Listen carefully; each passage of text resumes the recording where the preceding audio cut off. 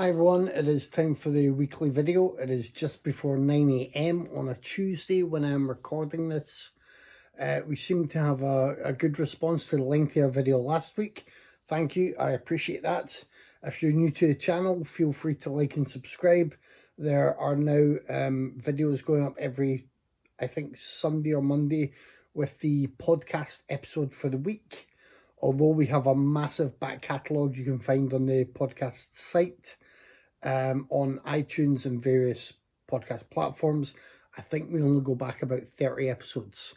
That's something that we've always wanted to change, but I don't know if it is doable. On the tech side of things, we've not been able to sort that. So some people may discover us and think we're newbies or we are holding back content, and we aren't. It just hasn't come through for whatever reason. Filter, a setting, something. So every episode that goes on YouTube will hopefully stay there forever, and that will be good for people who use YouTube that way. This week's video, I didn't get a lot of posts. I did go for a bookshop run at the weekend, shared a photo on my Instagram stories back to Barter Books in Alnwick. That was very nice. But what I did is, these are all secondhand books, and I'm kind of going back. I don't know if it's like nostalgia or just my willingness to try things I previously seemed to have no interest in. People have recommended the works of Clive Cussler to me, which I've never read, and there are so many Clive Cussler books, a few of which have been made into films.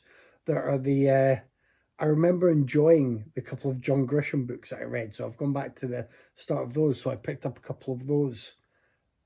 Dick Francis, who writes mysteries set in the world of usually horse racing, I think. I can't remember if there's any pole, but it's very horsey.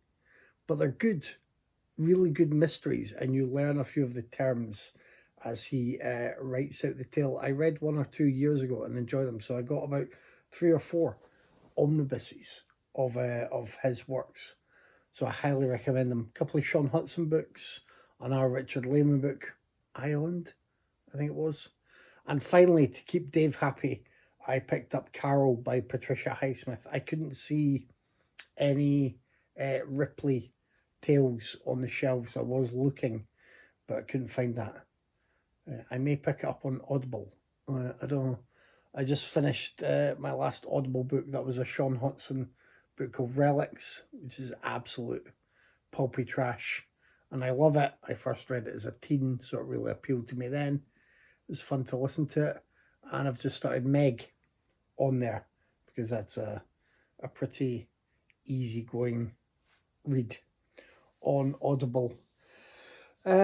So yeah, there was that, and then this came through the door, the Mexico trilogy.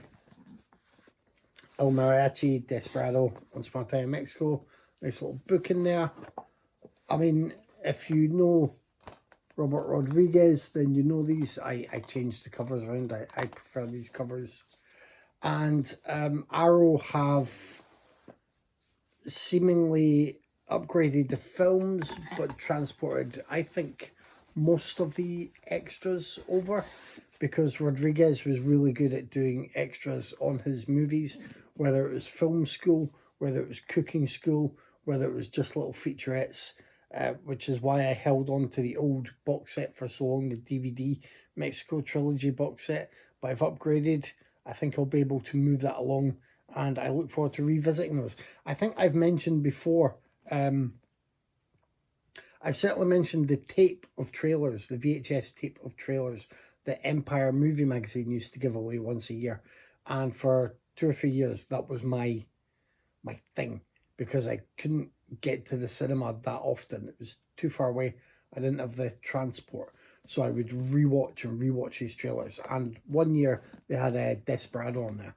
So yes, much like Broken Arrow, the amount of times I rewatched the Desperado trailer is too many to count. And it's just, yeah, I mean, it's too sad. Why would I spend that much time rewatching a trailer? But I did, because I knew I wouldn't get to the film soon enough until I think it actually hit retail VHS. So yeah, that's the only gift to myself this week, although I did pre-order the latest bundle from Severin, volume 2 of the folk horror set, this time with a tea towel, a tea strainer, lots of nice goodies. It's quite a wonderful set, so I caved in and got that. So you'll be seeing that at some point further down the line. And I saw a couple of posts this week that reminded me of what people do for content. Some people like to stir the pot, as it were. Some people like to defend something that they've enjoyed, but the fan base has risen up, and they know that defending that will, get them a lot of abuse, but also get them a lot of engagement. I wanted to clarify that we're not interested in that approach at Raiders of the Podcast. We, I mean, we have various different opinions, of course, and we know that some of those seem quite contrary to opinions elsewhere. I'm saying that now because we're about to do our Crow special. Now, Tyler has just been to see the new version of The Crow, and I'm not going to tell you what he thought of it. But in our Crow special, we are covering The Crow, the first movie version with Brandon Lee. We are covering the... I've forgotten the names already. We already did Wicked Prayer, I think it is, which was the Crow film with Vincent Perez that I thought was awful. There's The Crow something that has Eric Mabius and Kirsten Dunst in it. So we're doing that one. The Crow Salvation, maybe? That's one with Edward Furlong and David Boreanaz and Tara Reid. We're doing that one. And we've done the feature-length pilot of The Crow Stairway to Heaven, which stars Mark Dacascos. I already know that Tyler is quite effusive in his praise for various portrayals of that character, even if it's redoing Eric Draven and the story of Eric and Shelley. That was the story depicted in the Alex Proyas film starring Brandon Lee. Now, I really like The Crow, and rewatching it, I think I like it just as much as ever. But we've been kind of bewildered and annoyed by this huge pushback on the upcoming movie, which may or may not do itself any favours depending on how good it is. But I think it's just tied in with the tragedy that led to Brandon Lee's death on The Crow, because there's no other reason to be that precious about something. Alex Proyas has spent the past few years just being, really just being a keyboard warrior in defence of himself and his own films, and bashing critics, which he wouldn't rush to be doing if they all loved his films every time they came out. Everyone turns into a critic basher as soon as the critics don't like their stuff. That's what happens. He's ridiculous, childish, petty. It's a shame because he's done some really good stuff. And this is me who really quite enjoyed Gods of Egypt. Although he did that one, didn't he? I think. And Knowing, I like Knowing. Lots of people now dismiss Knowing. I remember Knowing seemed to have a few good reviews, and I saw it and I was like, yeah, that was really good. But Proyas has taken it upon himself to lead this charge to kind of make The Crow from the 90s seem like this untouchable masterpiece. And it's great. It's got a great aesthetic, great performances, great soundtrack. I mean, it's great. I would certainly rate it up there, but it's not something that can be untouched. We get remakes all the time, and some of them will make you more annoyed than others, either because of how they've handled the subject matter or because the original has, that place in your heart or in your mind or soul that you've got those connections and you're annoyed that they're getting remade. And that happens all the time. But we've had some good remakes as well as lots of bad and mediocre remakes. And nothing is really undone.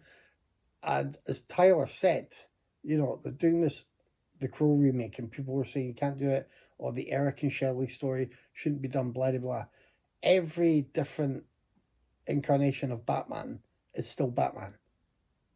Whether they do the origin story, him against the Joker, or whatever, The Dark Knight, are you saying that's a remake of Batman? Because it's Batman versus the Joker. The same with all the different interpretations of Spider-Man, all the superheroes, really. You don't get this uproar when these things are happening, because in those instances, people know that stories have been created, there's quite a back catalogue, and they can be retold and retold and reinterpreted. And that is what's currently happening with The Crow, which has a variety of stories within the back catalogue, like way more than I've ever even dipped into. But because this is a tale focusing again on Eric and Shelley, then everyone's like, "Oh my God, you can't touch The Crow." It's bizarre. So this started with me talking about engagement and uh, being contrary for the sake of it, or defending something that people will take umbrage with. And yeah, we're warning everyone now that we're discussing the Crow movies, the 4 different movies, well, 3 and a feature TV pilot, and we may well give time and space to the other interpretations of the character, because each movie is a separate movie. And while The Crow is a great film to me, it's not something that I ever thought, well, nobody should go near that again, particularly since we've already had, like, the Crow Stairway to Heaven TV pilot is the Eric and Shelley story again. There was none of this uproar then, probably because the internet wasn't as strong and social media wasn't such a big part of our everyday lives. But it's ridiculous. But we will be having our conversation, and it isn't intended to upset people, but I think people will be surprised by some of that conversation. And I think Tyler doesn't care what people think of him. We know that from his many movie choices, but he is a big fan of other portrayals of the Crow. So you have all been warned, all of you. And I think that's it for this week.